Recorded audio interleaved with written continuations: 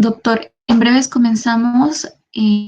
Al momento de presentarlo, puede continuar con sus diapositivas, mientras yo voy realizando la invitación por los otros grupos de la sociedad. Ok.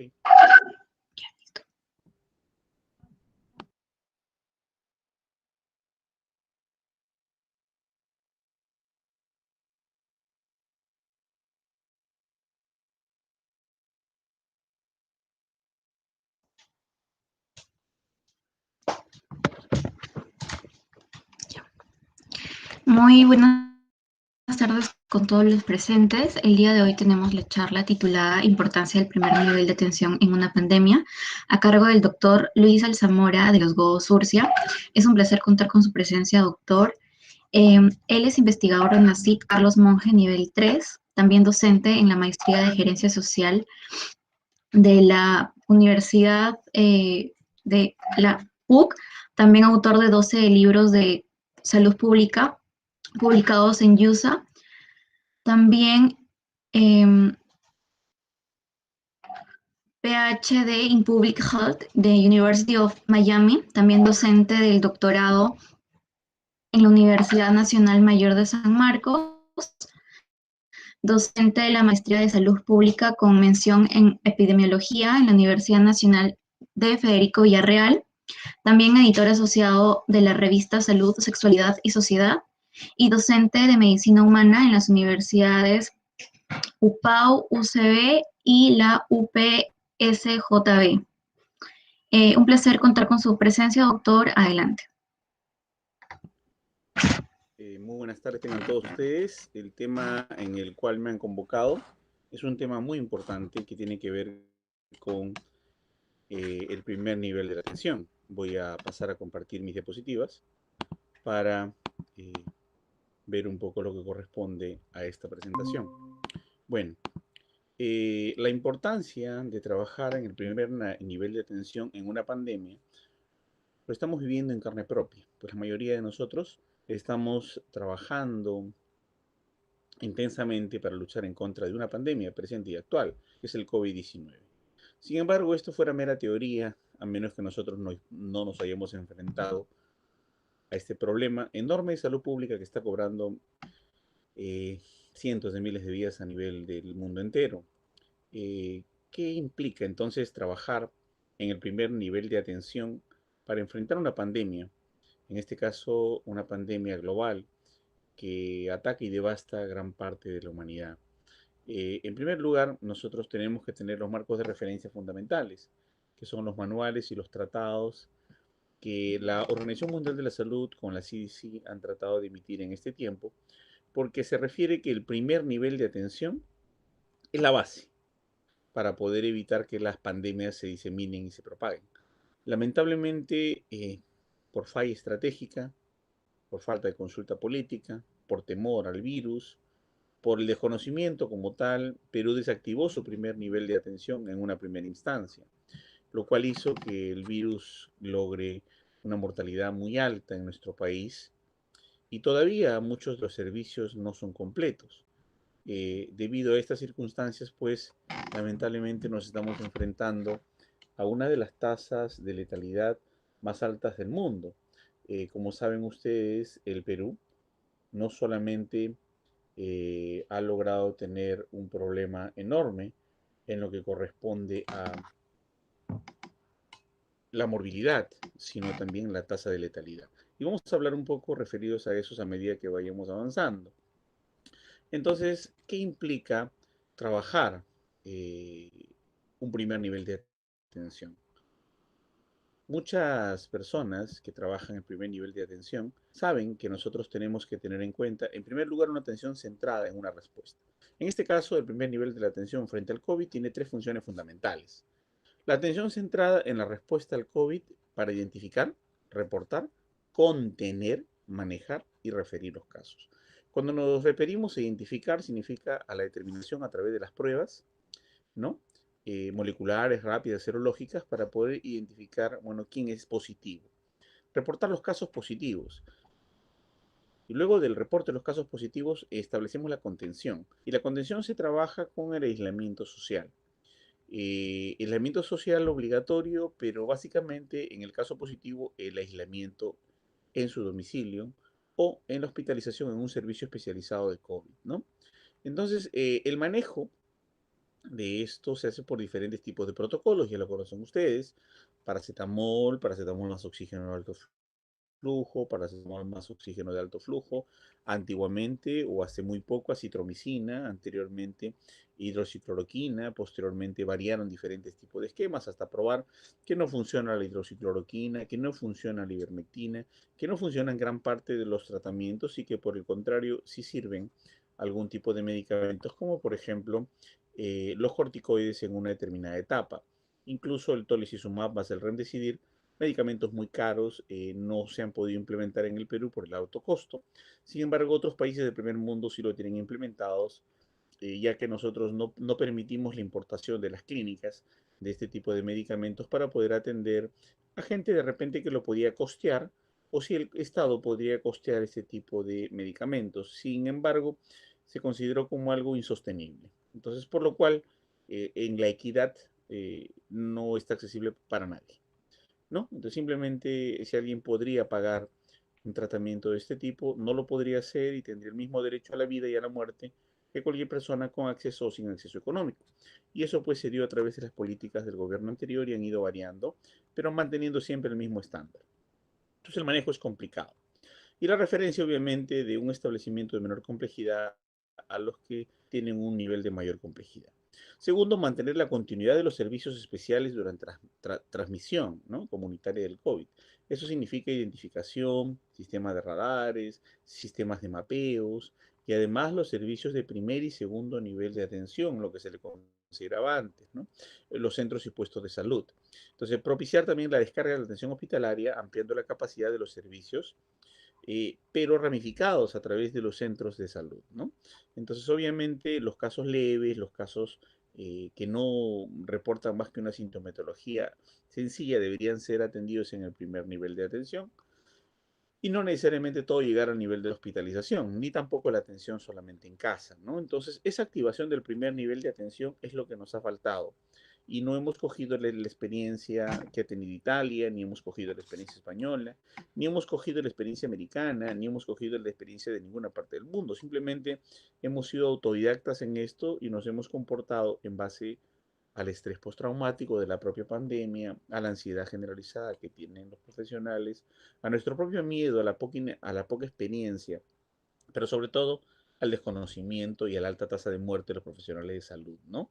¿Quién se podría arriesgar para poder atender en el primer nivel de atención sabiendo que la muerte era algo que nos asediaba? Entonces, obviamente, esto es una decisión complicada. Sin embargo, el primer nivel se reactivó con algunos servicios mmm, que se reactivó para mantener algunos programas. No está al 100% operativo, pero no necesariamente en gran identificación de los problemas del COVID-19, porque no cumple con estos elementos que vamos a hablar a continuación. Entonces, cuando hablamos del primer nivel de atención, tenemos que identificar una capacidad resolutiva. Y esa capacidad resolutiva resalta, señores, la importancia estratégica como este componente crítico y esencial enfrenta la pandemia y asegura la continuidad de los servicios a la población. El seguimiento después que un paciente ha sido adaptado de alta. El seguimiento de un paciente asintomático positivo, que no necesariamente tenga que tener ningún contacto con la hospitalización, el control, la información, la promoción y la prevención. Como un paciente positivo debería estar aislado, quién lo sigue, quién lo controla, quién lo maneja, quién lo lleva, a dónde va, cómo sale, cómo compra, cómo se expresa, cómo se relaciona con su sociedad, cómo va a un restaurante, cómo va a la farmacia, cómo se comunica con su familia, quién lo asesora, quién lo guía. Ese aspecto es fundamental en el primer nivel de atención, sobre todo para la contención de la pandemia. Y es algo que también hemos descuidado bastante porque nos importaba mucho y nos sigue importando la prioridad número uno del COVID, evitar la muerte. Entonces nos hemos centrado en las camas UCI, nos hemos centrado en la ventilación mecánica, nos hemos centrado en los respiradores, lo cual está muy bien, pero nos hemos olvidado de centrarnos en aquella persona que puede contagiar y cómo el primer nivel de atención puede manejar al asintomático positivo para que éste no difunda, no contagie, no genere una expansión acelerada del virus, logrando pues una mayor positividad eh, en los contactos, ¿no? Y por lo tanto, pues generando agravamiento en aquellos que tienen comorbilidades. Obviamente hay que hacer una propuesta de líneas operativas de apoyo a las autoridades con respecto al primer nivel de atención. Hay que organizarlo, hay que expanderlo, hay que gestionar el primer nivel de atención. Hay que proponer instrumentos y herramientas para la continuidad de la atención, establecimiento de seguimientos, por ejemplo, lo que están haciendo en Italia es identificación a través de GPS del movimiento de la persona que ha dado positivo, no como un fin sancionador, sino como un fin informador, como un fin eh, preventor del contagio. La idea es que no siga pues el contagio de manera desmedida. Nos enfocamos en rehabilitar, nos enfocamos en tratar al paciente que llegó a UCI, pero no nos preocupamos en gran medida aquel que salió positivo y contagió a los demás.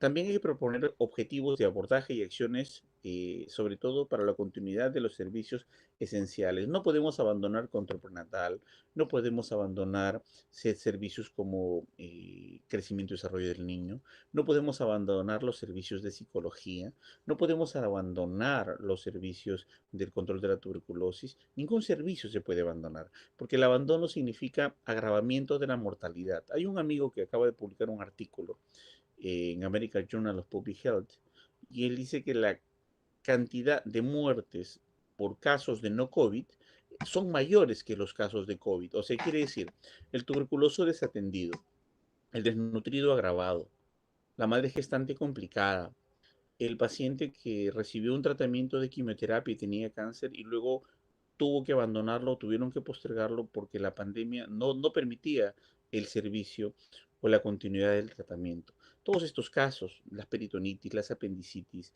los programas de salud integral que implicaban pues el hecho de lo que es seguimiento o control de la UTA, leishmania, chirimacha, lo que es dengue, malaria, chikungunya, pues al bajar la guardia ante estas expectativas, la mortalidad por casi todas las otras enfermedades prevenibles, infectocontagiosas, inmunoprevenibles, con tratamiento, crónicas, pues han acabado en muerte, porque nos estamos preocupando fundamentalmente del COVID, descuidando mucho los otros servicios o no haciéndolos funcionar al 100%. Este programa de mantener los servicios esenciales no se debe descuidar y no debemos abandonar ningún tipo de escenario en lo cual los servicios del primer nivel de atención traten de cubrir, ¿ok?, las primeras necesidades de salud esenciales de la población. No puede haber un abandono. Algunos dirían, pero caramba, yo como médico, yo como enfermera, yo como obstetriz, corro el riesgo de morir si me contagio. Absolutamente de acuerdo. Sin embargo, hay que gestionar la forma como se mantengan estos primeros niveles de atención con sistemas de EPPs, con sistemas de aislamiento, si funciona una bodega, si funciona un restaurante, si funciona cualquier comercio, por mínimo que sea, ¿por qué no deberían funcionar al 100% todos los servicios en el primer nivel de atención? Solamente habría que trabajar las estrategias pertinentes para poder enfocar dentro de la gestión preventiva y de la salud y el cuidado laboral que tiene que ver con aquellos trabajadores que se enfrentan día a día a la pandemia, ¿no? Entonces hay que no solamente trabajar esto, sino proponer estructuras de procesos y mecanismos de incorporación de salud digital, computadoras, sistemas de laptops, ultrabooks en los centros de salud, comunicación con redes Wi-Fi, no la comunicación y cada paciente con un WhatsApp identificado, no a través de la historia clínica electrónica, un seguimiento a través de un GPS en caso de dar positivo, ¿no? Entonces, toda una serie de instalación de tecnología para poder tener una continuidad del tratamiento, el seguimiento, la prevención, la promoción en el primer nivel de atención sean fundamentales y nos estamos descuidando y nos seguimos descuidando y continuamos descuidándonos aquello que se descuidó desde el primer día de la pandemia, ¿no? El nivel de promoción y prevención de la salud. La atención primaria de salud no ha sido beneficiada con el COVID y ha sido muy descuidada por el temor a la muerte, totalmente justificable. Pero si se gestiona los mecanismos de atención, entonces podríamos evitar justo el contagio en este nivel. Entonces, pero eso significa presupuesto, logística, EPPs y toda una serie de condiciones que en relación a los derechos de la salud ocupacional, pues tendrían que enfocarse con un mayor presupuesto del Estado. Y lamentablemente los presupuestos están enfocados más en camas UCI, en rehabilitación, en recuperación de los pacientes. Sin embargo, no se ha invertido en tratamiento, ¿no? Sabiendo que hay 3 o 4 tratamientos que funcionan en el mundo, demasiado caros, pero hay tratamientos que pueden reducir la carga viral y evitar la muerte o postergar la mortalidad. Y esto significa por la inaccesibilidad, ¿no? Por ejemplo, hablaba yo del telecizumab y el remdesivir, ¿no? No se permite la importación, las clínicas privadas lo estaban haciendo en algunos momentos, pero luego al limitarles el presupuesto de los costos y los cobros ya se anuló la posibilidad, entonces ya no invierten y nadie invierte en esto, ni el Estado ni las clínicas privadas. Entonces, la terapéutica en el COVID es un asunto muerto. Solamente es la terapéutica de la prevención de la muerte en UCI por una complicación post-COVID, no como antirretrovirales y el manejo de inmunoglobulinas y el potenciamiento para que el paciente se defienda en contra del propio virus, ¿no? ¿Y cuáles son las acciones políticas, señores, en el alto nivel de decisión del primer nivel de atención? En primer lugar, la formulación de la reglamentación de nuevas y la flexibilización y reformulación de los marcos técnicos jurídicos. Si no establecemos las responsabilidades, las nuevas funciones, las nuevas formas de atender, las nuevas formas de tratar, está bien, un médico puede irse de descanso, puede irse de licencia, puede estar en alto riesgo, entre comillas, y puede irse a su domicilio, y él puede seguir atendiendo desde allí y puede trabajar con telemedicina y teleconsulta con el mismo primer nivel de atención, haciendo un seguimiento a todos los positivos, ¿no?, que dieron a las pruebas moleculares o a las pruebas serológicas y haciendo un control permanente de ellos. O sea, tiene que haber una integración que permita que todo un equipo humano haga que este sistema funcione. No podemos seguir siendo el país con la más alta tasa de enfermos y la más alta tasa de mortalidad del planeta por múltiples elementos que descuidaron la salud y que no permitieron estrategias importantes para prevenir la mortalidad en los casos del COVID, ¿no? Obviamente hay que incrementar recursos presupuestarios extraordinarios, ¿no? Y tomar decisiones eficientes, no tomar decisiones deficientes, ¿no? Por ejemplo, hemos comprado una vacuna, hemos comprado la Pfizer, existen otros tipos de vacunas de diferente tipo de enfoque, teníamos la Sinopharm, la dejamos de usar, sin embargo, cada una tiene su potencialidad, ¿no? La Sinopharm, por ejemplo, tiene un 100% de prevención, no, 99 punto y algo por ciento de prevención de mortalidad en el momento del COVID. No con la enfermedad, no con el contagio, pero sí con la mortalidad. Entonces, altamente eficiente. La Pfizer tiene un buen nivel de prevención a la enfermedad, pero tiene un más bajo nivel de prevención a la mortalidad. Entonces hay que tomar decisiones basadas en ciencia, basadas en evidencias, ¿no? Y para eso hay que incrementar recursos presupuestarios extraordinarios. Hay que trabajar una asignación presupuestaria que permite garantizar los servicios esenciales en respuesta al COVID. Como les decía yo inicialmente, mucha gente ha muerto de tuberculosis, mucha gente ha muerto por falta de tratamiento del cáncer, mucha gente ha muerto porque el control prenatal no fue atendido oportunamente y hubo una ruptura prematura en su domicilio, hubo una ruptura prematura de membranas y una infección. Hemos vuelto a tasas interesantes con la muerte materna y hay una presentación muy bonita que hace 3 días acabo de ver, que se refiere que el COVID ahorita es la causa número 1 de la muerte materna en el Perú. Esto significa que la mujer no murió por COVID, murió porque no fue atendida para prevenir una hemorragia intrauterina, porque no la atendieron y detectaron una hipertensión arterial a tiempo, una preeclampsia, una eclampsia. Murieron porque no fueron atendidas en cuanto a problemas que tienen que ver con infecciones puerperales, con diferentes tipos de patologías, incluso las malformaciones congénitas, no son detectadas a tiempo, no hay ecografías a distancia, las familias no tienen ecógrafo en sus domicilios. El temor generalizado por esta situación pues ha generado diversos tipos de problemas y la gente ha acudido a los servicios de salud privados, particulares, para poder tener un control, pero no todos. La población que menos tiene, la población menos favorecida, la población de los conos, asentamientos humanos, la población a la cual no le llega la equidad ni la justicia social, es justo aquella que no ha sido atendida por aquellos servicios privados que otra gente sí puede pagar. Y por lo tanto, y al Estado no preocuparse en estas condiciones y en estas circunstancias, pues lamentablemente tenemos un problema de mortalidad de todos los escenarios y todos los programas, ¿no? Este artículo publicado recién hace 2 días en el American Journal of Public Health refiere de que más gente se muere por no COVID que por COVID, o sea, por problemas, enfermedades degenerativas, crónicas, complicaciones, apendicitis, colecistitis, todos los otros tipos de problemas de atención de la salud tranquilamente prevenibles y que no se debieran morir en condiciones normales, esa es la tasa de muertos que está superando a la tasa de muertos por COVID. Si ustedes analizan, por ejemplo, lo que se publica en el SINADEF con respecto a las tasas de muertes, sí tenemos una muy baja tasa de muertos por COVID y se mueren más o menos el 80% de todos los muertos por algo extraño, ¿no? Por algo extraño que no se morían antes. Y eso es por la desatención de los sistemas de salud y sobre todo del sistema del primer nivel de la atención. Entonces, señores, hay que brindarle mucho interés y mucha importancia y para eso las políticas de información y retroalimentación sistemática a nivel comunitario es fundamental. Lo que el Estado o lo que los gobiernos o lo que las clínicas o los servicios no pueden mostrar, el sistema comunitario sí lo puede hacer.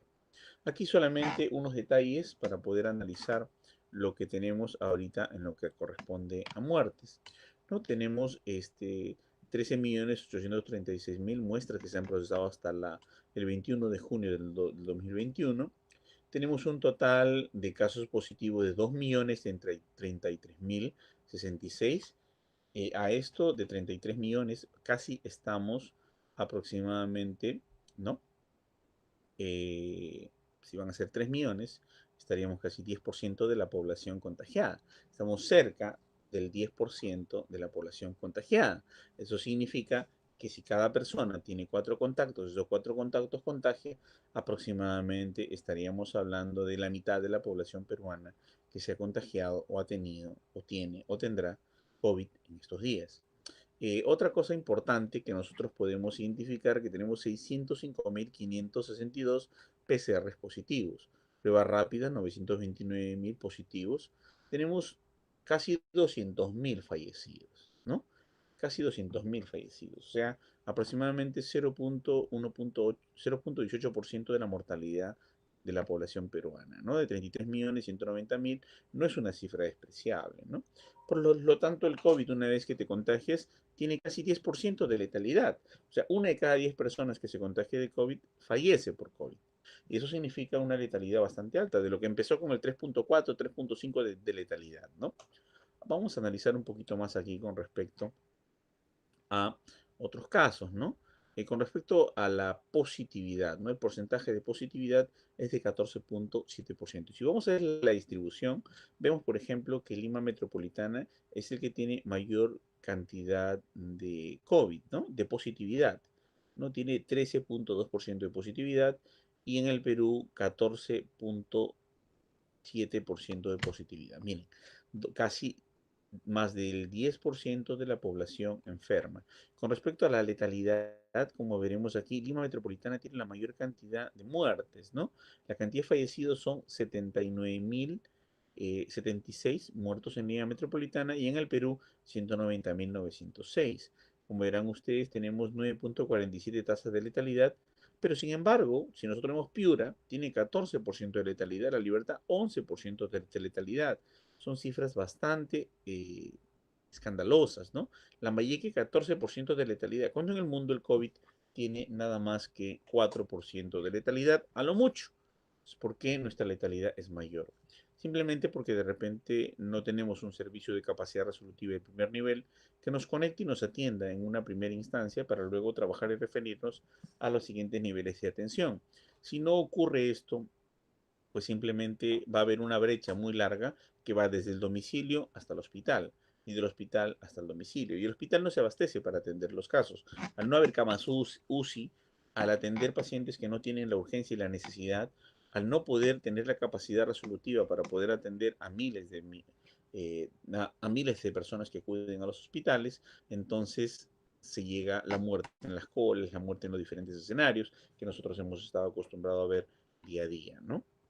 Entonces, este taller o esta conferencia cobra mucha importancia a pies de la tercera ola, ¿no? para ver qué podemos hacer ahorita a puertas de una tercera potencial ola que se nos viene. Continuemos un poquito con el análisis, ¿no? Tenemos 9.702 hospitalizaciones.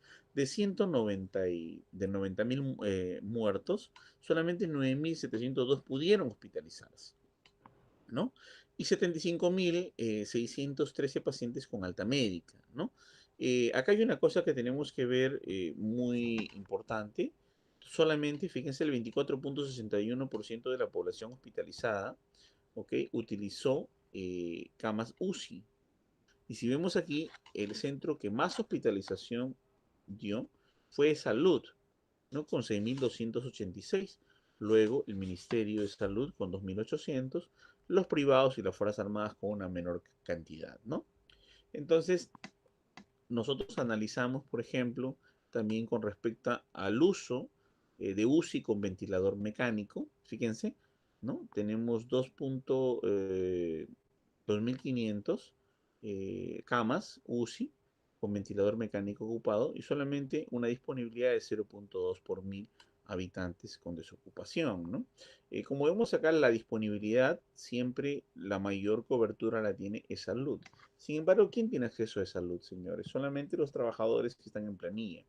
Significa este nivel de atención en el Ministerio de Salud un nivel de desatención muy grande, por falta de acceso, por falta de capacidad resolutiva, por falta de funcionamiento del primer nivel de atención. Deberíamos tener este nivel del Ministerio de Salud, ¿no? Eh, ¿No? De los gobiernos regionales, del MINSA, muy alto, ¿no? Diríamos que 20, 30 veces lo que cubre es salud. Sin embargo, no es así, porque hay una desconexión y prácticamente el paciente va de la casa a morir, ¿no? Los que llegan a contagiarse. Entonces, no existe una capacidad resolutiva del ministerio adecuada en respuesta al COVID. Lo que sí lo está teniendo es salud para sus trabajadores que están en planilla, para sus trabajadores que tienen un contrato anual de plazo fijo y tienen un seguro social, lo cual no es la realidad del Perú, ¿no? Acuérdense ustedes del nivel de desempleo, que bordea el 60 a 70%. Si nosotros observamos con respecto aquí a la tasa de muertos, ¿no? Tenemos, fíjense, la cantidad de fallecidos masculinos versus femeninos. El 64% de los fallecidos fueron varones y 36% de los fallecidos son mujeres. Esta cifra era un poco diferente hace algunos meses. Era más o menos de 4 a 1, de 5 a 1. Al inicio de la pandemia de 7 a 1. Ahí está equilibrándose poco a poco y se supone que esto va a equilibrarse un poco más, ¿no? Hasta poder tener una letalidad muy similar o incluso superior a la de la mujer versus el hombre. Entonces acá tenemos el adulto mayor, fíjense la cantidad de fallecidos han sido 133.000 adultos mayores, 54.000 adultos, 2.230 jóvenes, sin embargo ya tenemos niños muertos, ¿no? 741 niños y 300 casi adolescentes que han fallecido por el COVID-19. Entonces, al ver estas cifras y al ver que el Ministerio de Salud tiene muy poca situación que tenga que ver con la hospitalización y muy poco tiene que hacer en el manejo de la pandemia, pues definitivamente el primer nivel de atención cobra una vital importancia para poder atender este gran problema de salud que tenemos y eso se centra básicamente en reactivar todos los servicios anteriores, porque esta es solo la muerte es por COVID. No estamos viendo las muertes por no COVID, por todo aquello que el COVID no atendió, por todo aquello que el COVID no permitió que los primer nivel de atención, ¿ok? Los puestos centro de salud y los programas, tanto enfermedades crónicas degenerativas, preventivas, inmunoprevenibles, dejara de cubrir, ¿ok? El control de los embarazos, los partos, todas estas condiciones, pues han hecho que lamentablemente se descuide mucho este nivel, ¿no? Y al descuidarse, pues genera una gran cantidad de mortalidad. No solo por COVID, como le digo, principalmente por casos de no COVID, ¿no? Hay una ponencia que estoy preparando que se llama eh, el daño colateral de la pandemia, ¿no?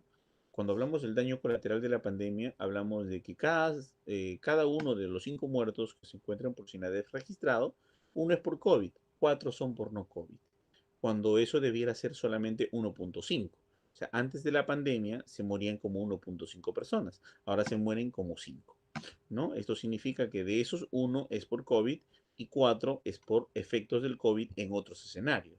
Y eso implica un descuido enorme del primer nivel de atención y una desatención a las personas que se mueren por otras enfermedades que no necesariamente es el COVID.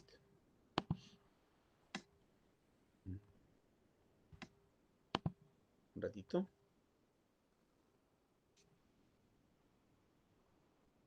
Muy bien. Ahora, ¿qué acciones se deben tomar para fortalecer la capacidad resolutiva del primer nivel de atención? Primero hay que reforzar los equipos del primer nivel de atención. Tenemos que tener, si bien es cierto, médico, enfermera, obstetriz, nutricionista, psicólogo, trabajadora social, es importante incorporar a epidemiólogos, es importante incorporar a médicos familiares, es importante incorporar y mirar con una visión poblacional, estratégica, preventiva y promocional. Si nosotros mandamos o no entrenamos al personal de salud que va al primer nivel de atención y es un médico recuperador, curador de enfermedades, pues no estamos haciendo nada y el problema va a estar de mal en peor. Y antes de la pandemia, Perú tenía una de las cifras más vergonzosas con respecto a tasas de tuberculosis en el mundo. Cuarto puesto a nivel mundial en el mundo. Primer puesto a nivel mundial en multidrogoresistencia. Ya teníamos cifras muy inadecuadas con respecto a la desnutrición crónica de los niños, a las tasas de diarreas a nivel mundial. Eran insuperables nuestras tasas de diarrea. Solo Sierra Leona nos superaba en tasas de diarrea por año, ¿no? O sea, realmente ya estábamos mal, pero eso es porque la mayoría del personal a lo mejor no es entrenado o no es seleccionado con la debida capacidad o habilidades para poder manejar el primer nivel de atención. No es problema del profesional, es el problema de los criterios de selección del ministerio y la formación de la currícula a nivel de las universidades. Entonces, formar los equipos en el primer nivel de atención con las capacidades, tanto blandas como capacidades profesionales adecuadas, sería un elemento fundamental para poder trabajar no solo esta pandemia, sino cualquier otra pandemia que venga, ¿no? Integrar las acciones de contención de la COVID-19, ¿no? Y las acciones de los servicios esenciales. ¿Qué significa esto? ¿No? Que los servicios de primer nivel de atención logren establecer mecanismos de contención. Y caramba, si alguien sale positivo en COVID, pues debe estar en su casa, debe estar aislado. Pero debe venir el personal de enfermería, técnico de enfermería, o la obstetriz, o el médico, o alguien a supervisar que sea así. Hacer una ficha, hacer un tamizaje para ver cómo están sus contactos, al tener su WhatsApp, al tener un contacto con el celular y preguntarle cómo le va, ha salido, no ha salido, se grabó, no se grabó, continúa socializando, no va a comprar, no va a comprar, sale de su casa. Eso queda a la buena voluntad de las personas, a la buena voluntad de la gente. Reorganizar y expandir y reforzar el primer nivel de atención. No basta un puesto de salud, no basta un centro de salud, no basta que sea solamente ese escenario. Los promotores de salud, las redes tomando la adecuación cultural con la población, la incorporación de las estrategias para poder incorporar vigías comunales, las farmacias comunitarias, sí, la amplificación, ¿por qué no?, de mayores puestos de salud, ¿por qué no? ¿Ok? La mayor contratación de profesionales en las periferias, en las redes y microredes, son fundamentales para poder hacer que el primer nivel de atención funcione. Si nos ha pegado duro la pandemia, es porque el primer nivel de atención no ha funcionado. El primer nivel de atención no se ha desactivado en ninguna parte del mundo. Solo se ha desactivado en el Perú. Miento, disculpen. Perú, Bolivia, Quito y Bangladesh, ¿no? Solamente en estos países se desactivó. En otros países era una herramienta fundamental y sigue siendo una herramienta fundamental el primer nivel de atención para enfrentar a la pandemia. Establecimiento de una gestión de redes para conducir, coordinar e integrar servicios. Los servicios tienen que estar integrados. El sistema de referencia y contrarreferencia, si antes no funcionaba, pues ahora peor en el COVID, ¿no? Y eso debe funcionar, debe ser fluido. La referencia de los pacientes que se complican, la contrarreferencia a su nivel de atención inferior, debe ser algo que funcione permanentemente, no deben ser islas. La gestión de los casos para asegurar la continuidad de la atención es fundamental, señores. Si nosotros no gestionamos los casos, los identificados, los positivos, los que están leves, los que están moderados, los que están graves, los que van a ir a UCI, no podemos entonces manejar la pandemia. Si no hacemos un canal, un diseño de diagrama de flujo que nos permita mover bajo un protocolo hacia dónde va cada uno de los pacientes de acuerdo a su nivel de gravedad, entonces no vamos a poder tener un manejo adecuado. ¿No? La transformación digital es fundamental en los servicios de primer nivel de atención. Como les digo, yo tuviera mi dúo o tuviera mi WhatsApp con una lista de contactos con todos los pacientes y además un grupo. donde cada uno de ellos, digamos, puede incorporarse con un enlace y ellos escribir al grupo, ¿no? Y decir, caramba, me siento mal o me pasa esto. Y no solamente poder ser atendidos por el personal de salud, sino un vigía, un promotor de salud de la comunidad, un EPP básico y fundamental, pero protector a fin de cuentas, ¿ok? Puede acceder, identificar, llevarlo, acompañarlo, trasladarlo y evitar esas muertes en soledad, esas muertes en su domicilio, esas muertes sin atención, esas muertes porque no llegas al teléfono, porque no llegas a abrir la puerta, porque no llegas a que te vea un familiar, porque nadie en la casa sabe cuando estás bien o cuando estás mal. Esas muertes desatendidas, esas muertes por COVID, esas muertes por dolor, sin siquiera identificar en qué momento se agravó o hubo una mayor o menor saturación de oxígeno. Eso es fundamental, señores. La transformación digital es fundamental. La tecnología vino para quedarse y la medicina digital y el seguimiento a través de radares digitales vino para quedarse. Y si eso no se implementa en el primer nivel de atención, pues no sé qué va a funcionar.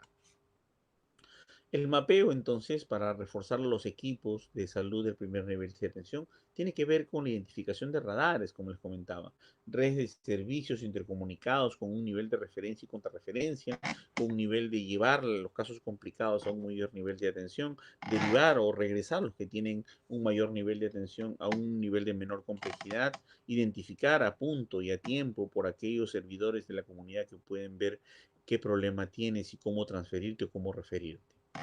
Acá tenemos, por ejemplo, un ejemplo de cómo integrar el primer nivel de atención y las acciones que recomienda la Organización Panamericana de la Salud. Esto no es mío, obviamente. Esto viene de la experiencia un poco de las consultorías con el trabajo con la OPS, ¿no? Por ejemplo, acá tenemos las acciones para contención y mitigación de la COVID-19 o cualquier otro, ¿eh?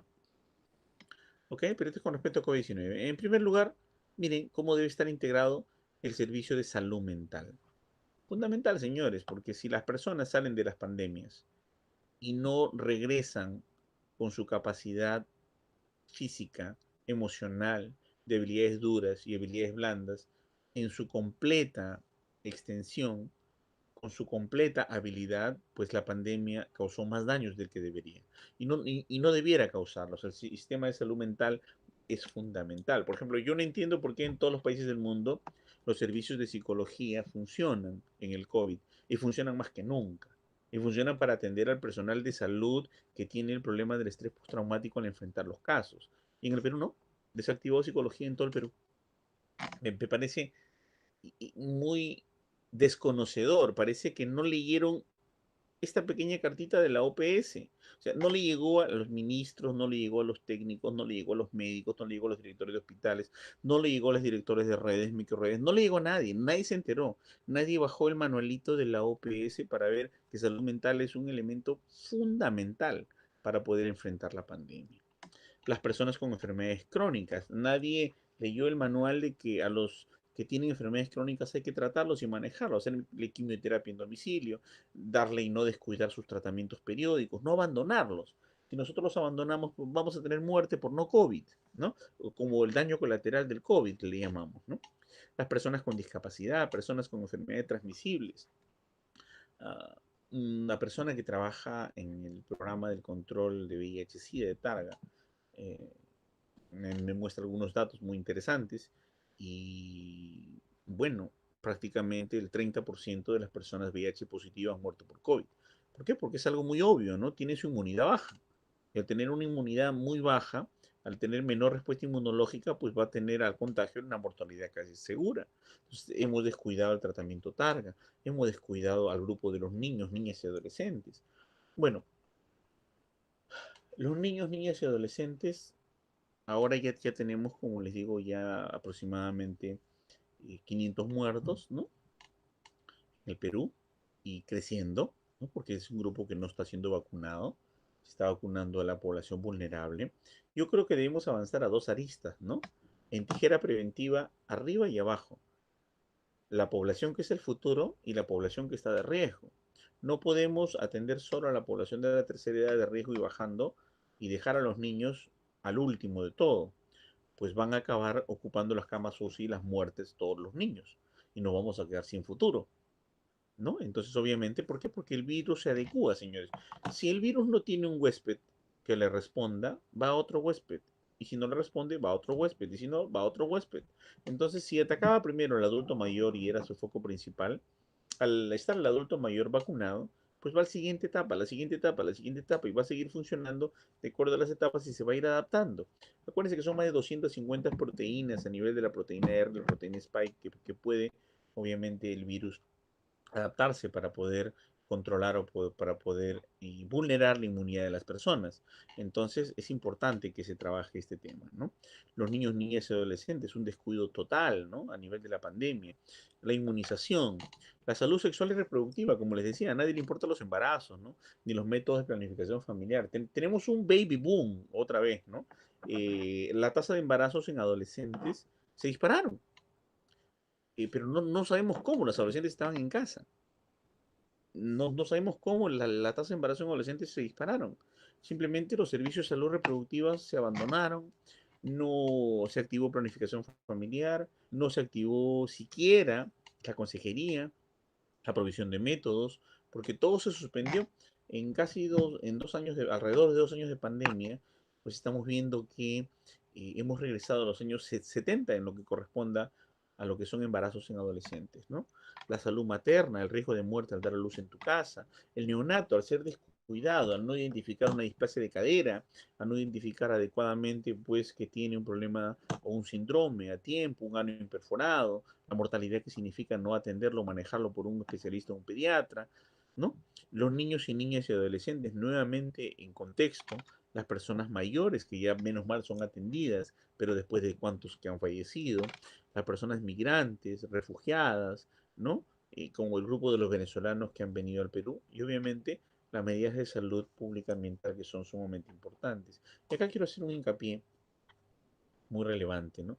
La única manera que no se esparce el COVID, si tú tienes un paciente en casa con COVID, ese paciente emite secreciones en esputo y en fluidos.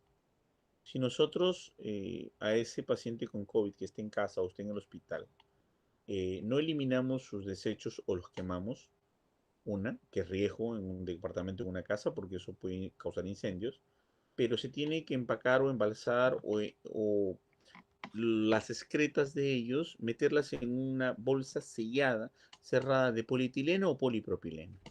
Pero curiosamente el acceso a las bolsas de polietileno y polipropileno son una limitante. La única manera de que no se esparce el virus son con estas situaciones o estos tipos de bolsas completamente selladas. Pero si no se venden por una protección medioambiental o no se regalan, se venden a 40 céntimos o 50 céntimos porque estamos cuidando a las aves, al mar, a los animales, lo cual es muy bien y está muy bien y aplaudo, por supuesto. Pero si nosotros mandamos todas las excretas de los pacientes contaminados con el virus, flema, esputo, secreciones hospitalarias en casa, y se van en bolsas de papel biodegradables a los camiones de basura, ¿no? Y ustedes, si ven el reporte de la Municipalidad de Lima, 70% del personal de limpieza pública ha muerto. Si ustedes van al hospital Almenara, las 6 personas que trabajaban en limpieza pública han muerto. Los 4 vigilantes que tienen 10 años trabajando ahí han muerto. Y no hay bolsas negras de polipropileno para los cadáveres y menos bolsas de plástico para poder envolver los esputos o las secreciones de los pacientes con COVID positivo. Señores, 2 millones de personas que sus excretas están en bolsas de papel biodegradables, expandiendo el virus a todos. Entonces, hay que tener un poco de coherencia entre lo que es la política medioambiental para proteger a las aves, los animales, las tortuguitas y todo eso, versus en una pandemia donde no podemos aislar el virus. Bueno, hay gente que tiene la posibilidad de comprar. Cualquier médico consciente, profesional, va, paga sus 50 céntimos, compra una bolsa de plástico de polietileno, polipropileno, envuelve sus desechos ahí y evita contagiar y evita una muerte, pero te cuesta. No debería en este momento. Creo que hubo un mal momento con la ley de la prohibición del polietileno y el polipropileno, justo con la coincidencia de la pandemia.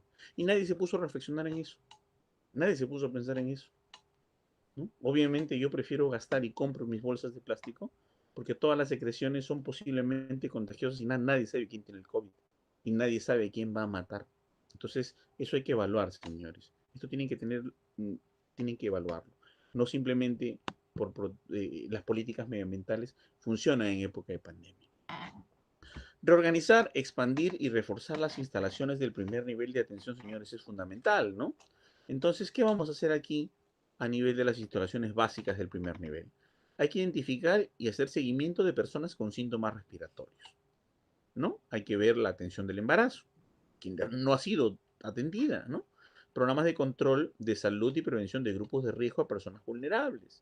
Todos aquellos que tienen una patología, una enfermedad previa identificable. Atención a otras morbilidades. Y para estos recursos, ¿no? Tenemos que tener espacios de protección, ¿no? Equipos de protección personal, las EPPs, control de protección de infecciones, ambientes separados, mascarillas en abundancia para pacientes y para nosotros, disposición de comunicación a través de teléfonos celulares, móviles, ¿no? Telemedicina, señores, la telemedicina es fundamental. Creo que en este nivel debemos explayar todas nuestras capacidades para empezar a entrenar a la gente, así como las personas de diferentes edades se han capacitado en Zoom, están ahorita ustedes en Meet o en YouTube a través del otro lado de la pantalla. También la telemedicina es fundamental, ¿no? Cómo las capacidades resolutivas de la tecnología logran ser efectoras importantes en una mano menos hábil, que diga, una mano hábil pero menos capacitada, pero a través de la telemedicina poder ejecutar la mano de la atención del profesional, ¿no? Es importante ver eso, ¿no? Si no te sabes ver la temperatura, el médico a través de un termómetro, a través de un oxímetro de pulso, te puede analizar y diagnosticar desde tu casa tú y él en el otro lugar. Y eso debe ser masificado, gratuito por parte del primer nivel de atención. Algunos establecimientos lo están haciendo. Algunos establecimientos están atendiendo el parto o el control del embarazo a través de telemedicina o teleobstetricia. Sin embargo, pues las una o dos personas que lo hacen han sido premiadas porque nadie más lo hace. Han sido reconocidas e identificadas porque nadie más lo hace. La pregunta es, ¿cuánto más podemos esperar para poder integrar la telemedicina a la atención efectiva de la salud? Como un sistema de programa nacional incorporado al primer nivel de atención, no como un sistema de una propuesta emocionante, interesada y interesante y además proactiva y muy ingeniosa de un pequeño equipo de un centro u otro centro. En Ayacucho acaban de premiar a un grupo de obstetrices que están haciendo teleobstetricia, control del embarazo, a través de los celulares, del WhatsApp y a través del Duo o algún otro tipo de comunicación de videollamada. Pero es una situación aislada, no está generalizada, no está normada, no está implementada. Instalaciones de primer nivel reforzadas, con identificación y seguimiento de casos de COVID, atención del embarazo, programas de control de salud y prevención de grupos de riesgo vulnerables, atención a otras morbilidades. Es importante no descuidar las morbilidades y las urgencias, porque si descuidamos las otras morbilidades, no significa que porque llegó el COVID dejamos de tener diabetes, dejamos de tener VIH, dejamos de tener cáncer, dejamos de tener alguna infección por algún vector. O sea, todo sigue y de repente más y peor. Sin embargo, al abandonarlas, más muertes van a ser por abandono que por propio COVID, como está ocurriendo en el Perú. Más muertes son por abandono que por propio COVID. Instalaciones en el primer nivel de atención especializada, ¿no? Identificación del seguimiento y caso de COVID, atención del embarazo y parto, programas de control de salud y prevención de grupo de riesgo, ¿no? Y atención al tratamiento especializado de otras morbilidades. Y señores, siempre las urgencias 24/7, ¿no? Siempre 24 horas al día, 7 días a la semana, porque el COVID no ataca cuando tú quieres, ataca en cualquier momento y ocurre en cualquier circunstancia. Y sí, las inequidades sociales permiten un contagio. Y sí, las inequidades sociales cierran puertas. Sí, las inequidades sociales cierran brechas. Ya pasó hace muy poco con lo de la clínica, ¿no? Con lo de las clínicas que cobraban mucho dinero por que importaban medicamentos muy caros para tratar a los pacientes que tenían COVID. Les han cortado la posibilidad de que importen esos medicamentos y digamos si tú tienes COVID y te vas a morir y pudieras salvarte vendiendo tu casa para pagar un tratamiento de tocilizumab, remdesivir y algunos antígenos, pues no vas a poder, vas a tener que morirte porque ya tienes equidad. Ya se puede morir el que tiene dinero y el que no tiene dinero porque se hizo una política de equidad. Ahora todos se van a morir por igual. El que tiene dinero no va a poder salvarse. Y si tienes que irte a Miami, tampoco vas a poder irte a Miami porque si están los vuelos cerrados y las fronteras cerradas, hay un problema. Y si llegas tarde a Miami o llegas tarde a Estados Unidos para tratarte, pues va a haber un problema porque el avión no te permite viajar enfermo. entonces simplemente estás condenado a la muerte. ¿No? Una inequidad muy importante. Está bien, es cierto que todos los pacientes y todas las personas tienen que tener derecho a la vida y a la salud, y todos tendrían que tener acceso a los potenciales tratamientos que existen y se están usando. Sin embargo, no puedes vender una vaquita, vender un torito en la chacra, vender pues cuatro ovejas para pagar un tratamiento y salvarte la vida. Ya no, porque tienes el derecho a morirte igual que todos.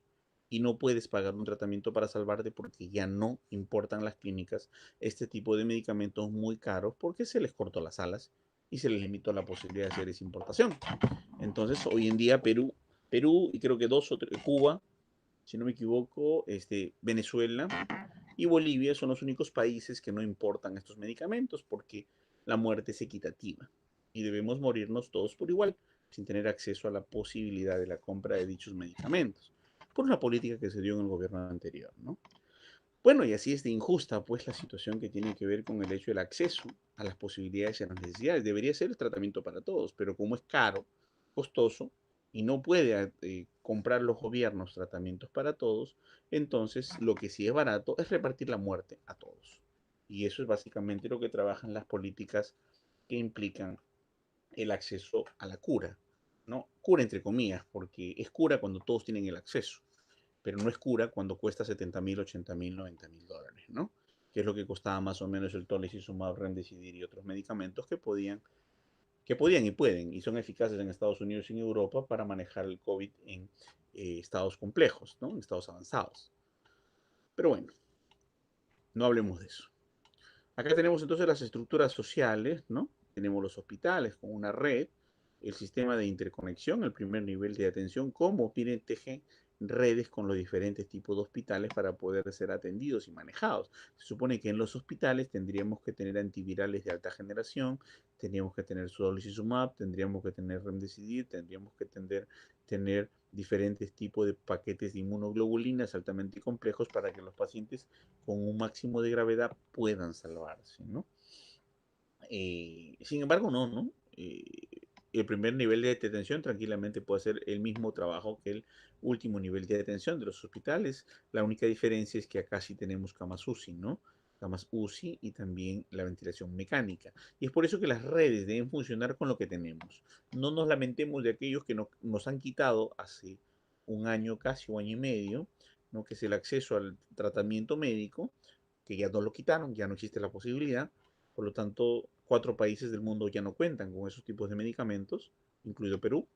Entonces ya funcionemos con lo que tenemos, trabajemos con lo que tenemos y con lo que podemos, ¿no? Tanto así que pues inventaron una falsa esperanza en la ivermectina, ¿no? Un tratamiento que saben ustedes que no funciona, que es de más y es absolutamente ilógico plantear que un antiparasitario de este tipo tenga algún tipo de funcionalidad. Existen más o menos 200 ensayos clínicos a 220 por ahí que demuestran en todos los casos que la ivermectina jamás funcionó, nunca funciona y nunca funcionará. Así de simple, ¿no? Bueno, entonces, ¿qué elementos tenemos que tener con respecto a la gestión de casos, ¿no? Cada caso, cada paciente COVID son 4 potenciales pacientes contagiados, 2 de los cuales son miembros de su familia y uno de esos 4 va a morir. Entonces, esta gestión de los casos para asegurar la continuidad de la atención es fundamental, porque debe haber todo un sistema de identificación de contactos, signos, síntomas, contagio, y así como un tuberculoso se identifica y se marca la casa, y una visita y un control para que no se disemine la tuberculosis, el COVID debe ser igual. Y debe ser igual con las estrategias, los CPPs y medios de seguridad pertinentes y coherentes. Entonces, el primer nivel de atención, señores, cobra una vital eh, herramienta, una vital estrategia para poder mejorar el escenario de la pandemia. Entonces, la teleconsulta, miren los manuales de la OPS que son muy interesantes, y han incorporado sistemas llamados la teleconsulta durante una pandemia, COVID-19 y el rol de los sistemas de información de las tecnologías en el primer nivel de atención. Acá tenemos otro manualito muy interesante, entran a la página de la OPS y lo descargan. Cualquier jefe de centro de salud, puesto de salud, director de red o microred lo puede hacer, no sé por qué no lo hacen. No están esperando que las normas vengan del gobierno central y de un dictamen para que todos hagan lo mismo, cuando nosotros tenemos la capacidad de poder manejar protocolos de acuerdo a la libertad de la atención médica que está pues en la ley médica, ¿no? Donde cada profesional de la salud, de acuerdo a su capacidad, a su entrenamiento y a su habilidad, puede hacer un manejo óptimo de la medicina sin hacer daño, prima un non nocere, ¿verdad? Entonces acá tenemos una estrategia fundamental, ¿no? Una estrategia de continuidad asistencial para personas con enfermedades nobles durante la COVID-19, ¿no? E incluso aquellos que son abandonados por los tratamientos convencionales y que deberían usarlos durante la época de pandemia, también está contemplado en la Organización Panamericana de la Salud. Voy a poner un ejemplo aquí rápidamente de Costa Rica, cómo Costa Rica ha trabajado el sistema del primer nivel de la atención, ¿no? Ellos han trabajado en promoción, educación, participación comunitaria y comunicación. Si no tienes educación, si no tienes participación comunitaria, y si no te comunicas a lo mismo con la población, no vas a tener un funcionamiento. O sea, la educación es enseñarles a la población qué es lo correcto o lo incorrecto respecto a una pandemia, a la prevención, a la forma de contagio. La participación comunitaria es que debemos tener a los líderes de la comunidad activa, a los actores sociales, a los comuneros, a los vigías, a las promotores y promotoras de salud. Si ellos están comprometidos, pues van a comprometer a las parteras, a las matronas, a las comadronas, van a comprometer a los curanderos, a los hierbateros, a la gente que es líder en la comunidad y que tiene una función como actor social. Si esta participación comunitaria se logra dar, entonces la comunicación va a ser fluida y todo sistema que hemos promovido a través de la educación va a funcionar. Si no incorporamos como parte del equipo de salud a los promotores, a los actores sociales comunitarios, pues no vamos a tener eficacia.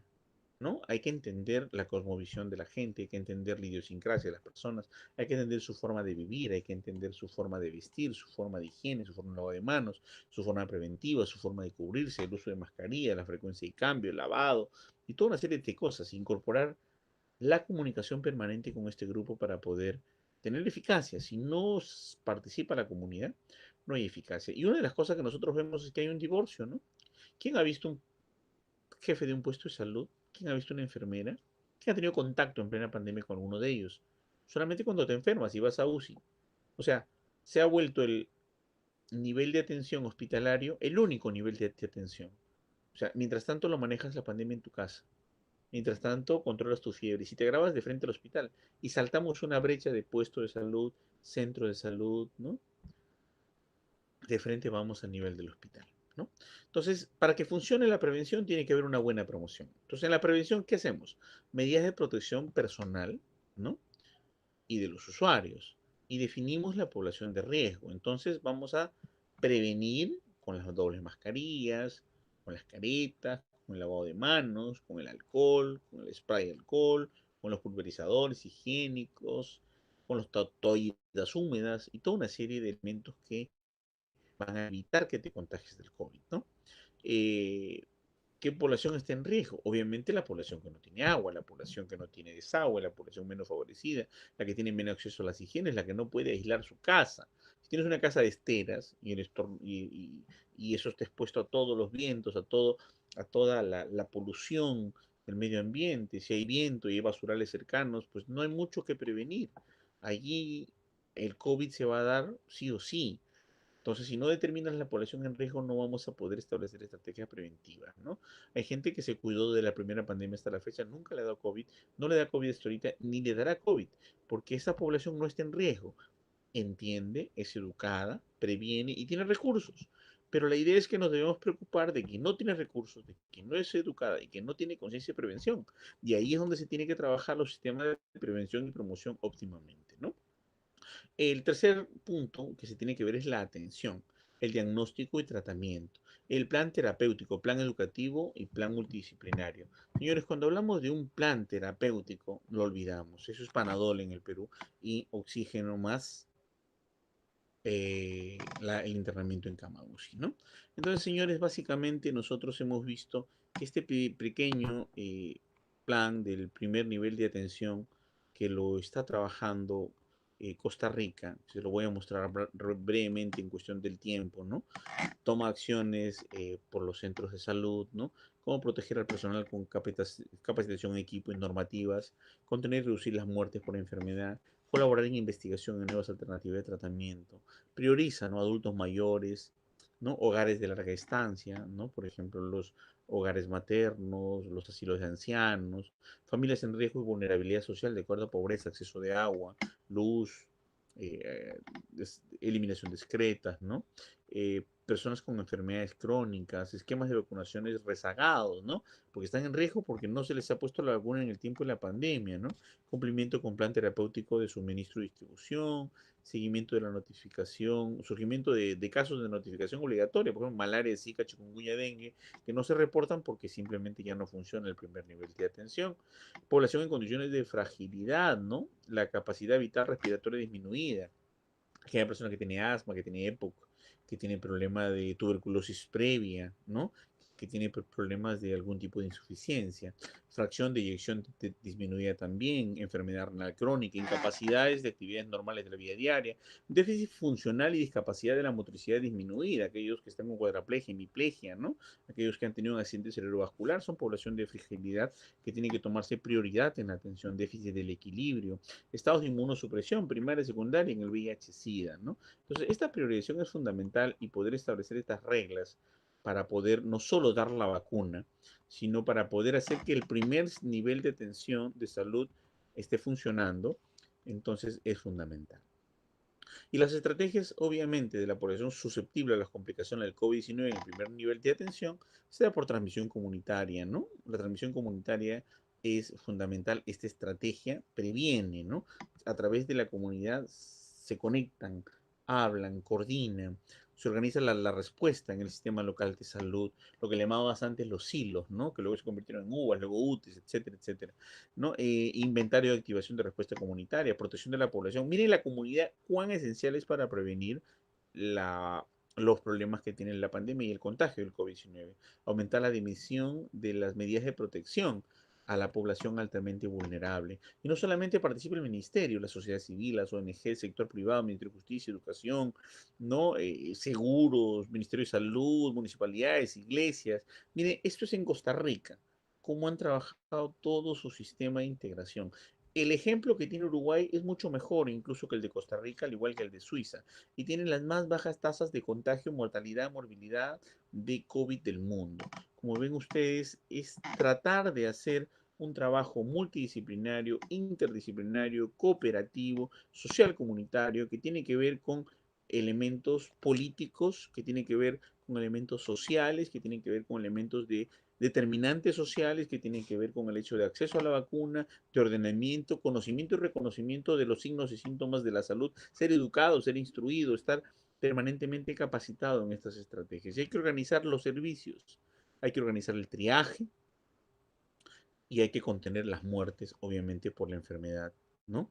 Con la dirección y mantenimiento de las normativas de esterilización, limpieza de sala quirúrgica, que funcionen las salas quirúrgicas, así sea de mínima complejidad o mediana complejidad, ¿no? Como está funcionando en Costa Rica, en Uruguay, en Paraguay, en otros sitios, ¿no? Funcionan los centros odontológicos, funcionan las cirugías leves, funcionan las atenciones de mediana y baja complejidad, las operaciones de catarata, etcétera.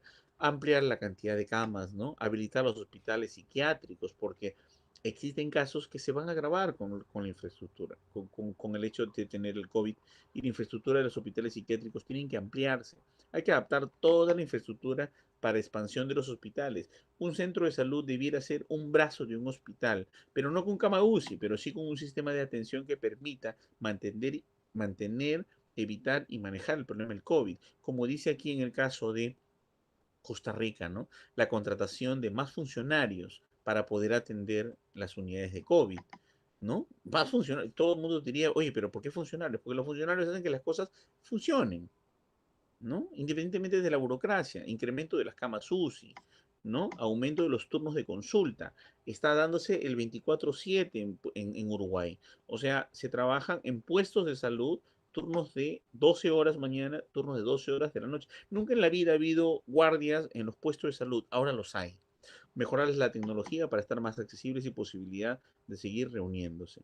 Y obviamente pensar en esta triada, la remota, la presencial, y es fundamental, señores, el uso de la tecnología, con estrategias de atención que tienen que ver con herramientas tecnológicas, pero señores, nunca descuidar la salud mental ni la psicológica, porque si no la gente que regrese de la pandemia a trabajar, pues va a tener problemas serios de salud mental.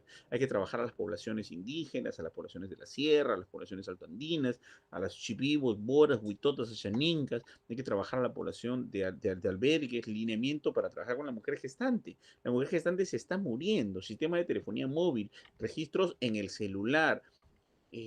Los guaguarret no funcionan en el celular. Tienes que tener una computadora, una laptop vieja en tu máquina con un sistema antiguo porque no son adaptables a un celular. Este sistema a través de web, de Teams, para poder hacer, digamos, psicoprofilaxis grupal, ¿no? A través de un Teams o de un Zoom con las gestantes o trabajar con los pacientes de tuberculosis o el club de cáncer, ¿no? A través de Zoom, ¿no? El club de geronto, de geriatría, dejar de usar la parte presencial, irnos a la parte remota, pero no descuidar ningún tipo de estos programas, señores. Entonces es fundamental trabajar todas estas estrategias de atención debido a que el COVID no nos puede ganar y el COVID no nos puede matar socialmente o en la vida, ¿no? Entonces, detectar, satisfacer las necesidades detectadas, registro, referir, vacunación, seguimiento, educación, condiciones de salud, todo una visita efectiva en lo presencial y en lo remoto para poder continuar con el primer nivel de atención funcionando, tanto con la normatividad adecuada, pero siempre, siempre pensando en la protección del personal, pero también siempre pensando en la protección del usuario, porque el personal no debe contagiar al usuario ni el usuario al personal. Y no esperemos que las pandemias logren lo que lograban antes, devastar a la mitad de la humanidad. Estamos a tiempo para evitar que la mitad de la humanidad desaparezca como cada pandemia lo ha hecho en siglos anteriores. Gracias, señores.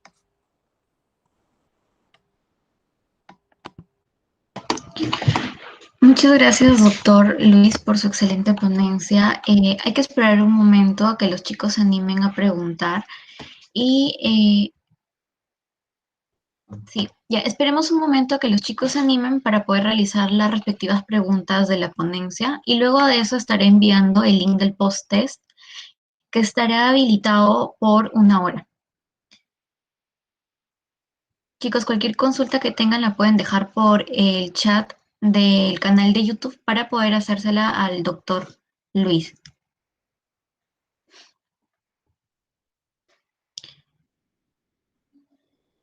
Doctor Luis, hay comentarios felicitándolo. Ángela Cuarite dice, buenas tardes, profesor Luis, excelentes alcances. Gracias. Hay una pregunta, dice, ¿nadie accede al Remdesivir en el Perú, ya sea privado o público? Lamentablemente pueden accederlo, pero tienen que haber importadores. Y para haber importadores tiene que haber demanda. Y para haber demanda tiene que haber gente que pueda pagarlo. Pero si el Estado controla la venta de los medicamentos, controla la importación y controla el precio, con lo cual se deba vender, ya las clínicas no lo importan.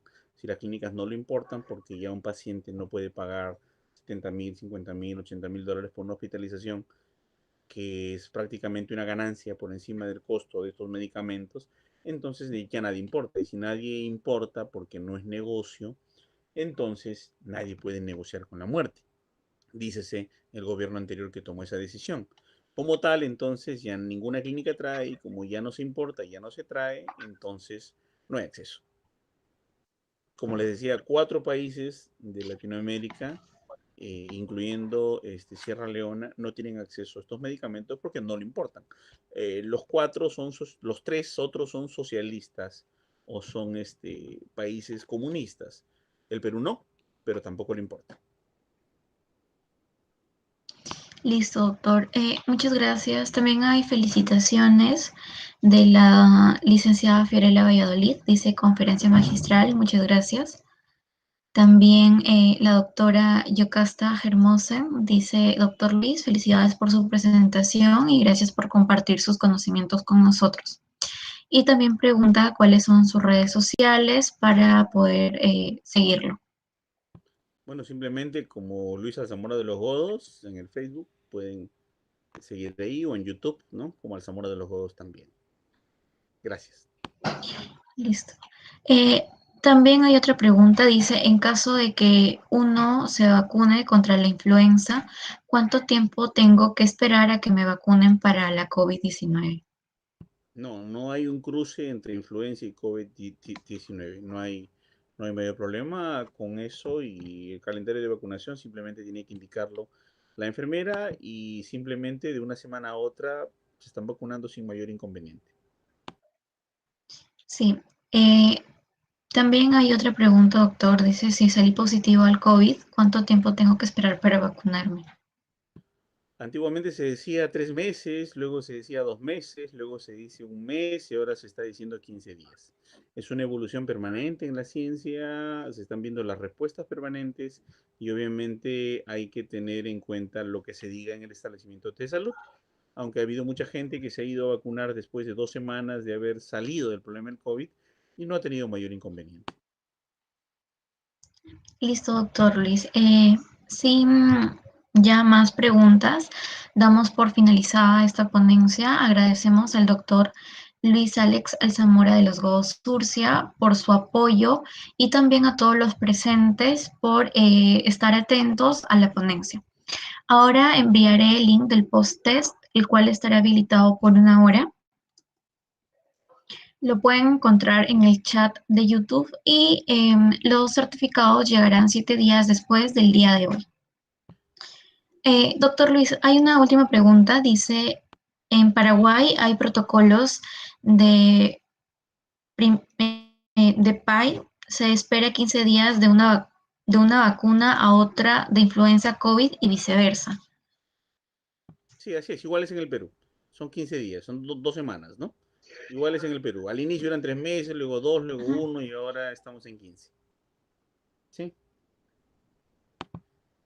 Ya. Listo, doctor. Ahora Gracias sí, ya entonces. culminamos con esta ponencia. Gracias entonces. Nos estamos Muchas retirando. gracias, Un nuevamente. gusto y gustoso de participar en cualquier otra convocatoria. Gracias, hasta luego. Hasta luego.